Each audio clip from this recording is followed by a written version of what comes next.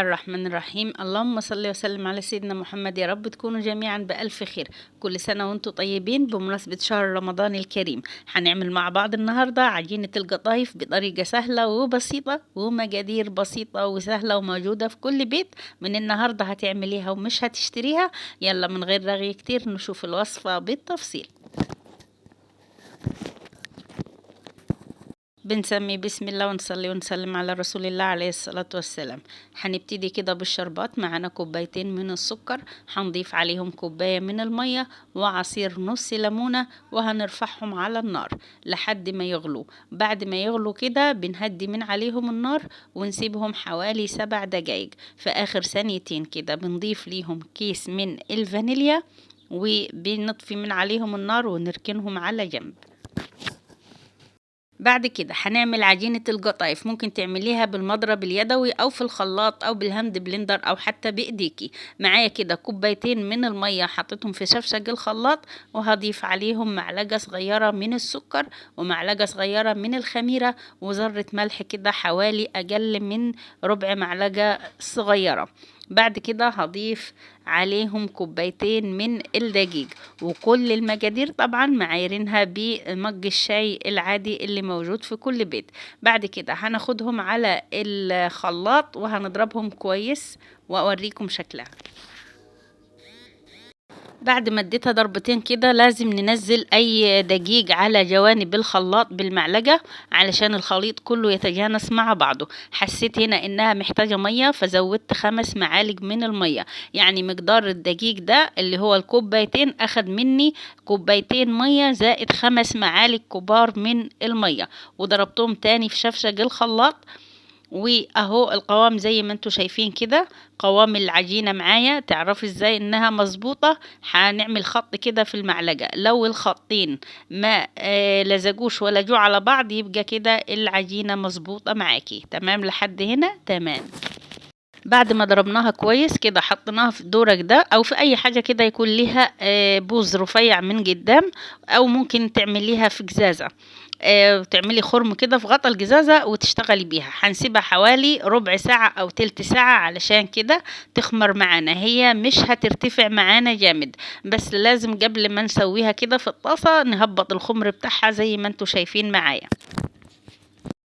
بعد كده معانا طاسة على النار، حطينا الطاسة كده لحد ما سخنت، وبعدين خلينا النار كده هادية علشان القطايف تستوي معانا براحتها وما تاخدش لون بزيادة، لان احنا لسه هنحمرها في الزيت. بالنسبة للدقيق اللي انا مستخدماه دقيق متعدد الاستخدامات. يعني انا اخد معايا كوبايتين الدقيق اخدوا كوبايتين مية زائد 5 معالق كبار من المية. انتي ممكن الدقيق ياخد معاكي كوبايتين مية زائد معلقة او كوبايتين مية بس. يعني تضيفي ال5 معالق دول تنزلي بيهم بالتدريج لحد كده ما العجينة تظبط معاكي، لأن من نوع لنوع الدقيق بيختلف.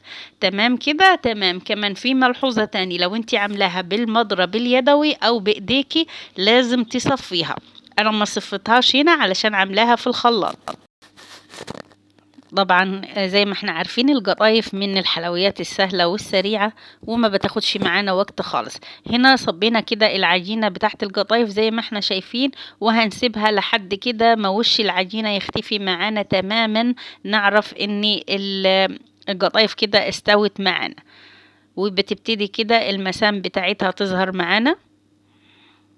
هوريكم كده واحدة من قرب، مش عارفة هتبقى واضحة لكم ولا لا. وهوريكم كده واخده لون ذهبي حلو كده من تحت. زي ما قلت لكم احنا لسه هنحمرها في الزيت. شايفين؟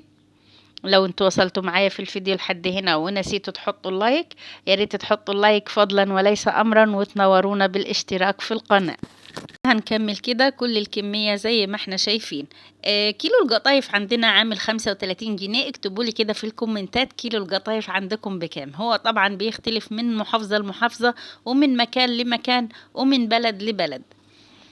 يعني لو جبنا كيلو دقيق ب25 أو 23 جنيه هيعمل معانا بسم الله ما شاء الله كمية حلوة من القطايف. شايفين كده واخدة لون حلو من تحت عشان التسوية ليها عامل برضو يا جماعة. مخلين النار هادية واخدة لون هادي كده وذهبي حلو من تحت، وشايفين المسام بتاعتها بسم الله ما شاء الله. يعني حاجة كده مش محتاجة كلام، هتعمليها في البيت وتتبعي الخطوات ومش هتشتريها تاني. بس يا ريت ما تنسوناش كده في اللايك وكومنت حلو تشجعونا بيه علشان نستمر معاكم. بسم الله ما شاء الله. شايفين يا جماعة القطايف وحلاوتها؟ اللهم صل وسلم عليك يا حبيبي يا رسول الله. الكمية دي من كوبايتين الدقيق عملوا معايا كمية حلوة. شكل القطايف في منتهى الجمال وطعمها كمان كان أجمل وأجمل. اللي وريتها لكم دي أخدت مني لون زيادة بصراحة. شايفين الحلاوة والجمال؟ كوبايتين دقيق هيعملوا لك كمية حلوة. يلا قومي كده اعمليها وما تكسليش. بالنسبة للحشوة احشيها الحشوة اللي موجودة عندك. انا هنا كان عندي شوية سوداني اديتهم قرشة كده في كبة الخلاط، وحطيت عليهم شوية زبيب وجوز هند ومعلقة كبيرة كده من العسل، وخلطتهم مع بعض. معلقة العسل دي او الشربات علشان تمسك معايا الحشوة، وهنقفلها زي ما احنا شايفين كده. وعملنا احلى قطايف، صنف حلو وسهل وسريع، عملناه في البيت بمقادير بسيطة غير مكلفة خالص. اللايك يا جماعة، اللايك فضلا وليس امرا. بعد كده معانا كمية حلوة كده من الزيت. يعني كمان لو خليتي الطاسة أصغر من كده هتاخدي كمية زيت أقل من كده. خدي بالك لما بنزلها في الزيت بنزلها من الطرف اللي احنا مقفلينه علشان ما تفتحش معانا في الزيت.